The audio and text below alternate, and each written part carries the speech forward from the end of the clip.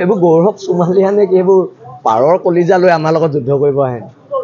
পাৰৰ কলিজা লৈ আমাৰ লগত যুদ্ধ কৰিব আহিলে নহ'বতো আমি ইয়াত থলগিৰি মানুহ হয় আমি খিলঞ্জীয়া মানুহ হয় সহ্য বিজয় মহিয়ান আমি এটা জাতি হয় 17 বাৰ মোগল পৰাস্ত কৰা আমি এটা জাতি হয় আৰু আমি আৰু গৌৰৱ চোমালিয়ালে আৰু ভয় কৰিবলৈ আছে আৰু এতিয়াও মই আজি হিমন্ত বিশ্ব শৰ্মাক এটা প্ৰশ্ন সুধিছোঁ যদি মই আজি ৰাজস্থানত এজন ৰাজস্থানী মানুহৰ বিৰুদ্ধে FIR দিওঁ মোক ৰাজস্থান পুলিচে 2টা PSO দিব এতিয়া আমাক যে ভাবুকি দি থকা হৈছে আমাৰ PSO কেইটা নাই যে নিৰাপত্তা দায়িত্ব অকল মাৰোৱাৰীখিনিৰ আমাৰ খিলঞ্জীয়া ভূমিপুত্ৰ মানুহৰ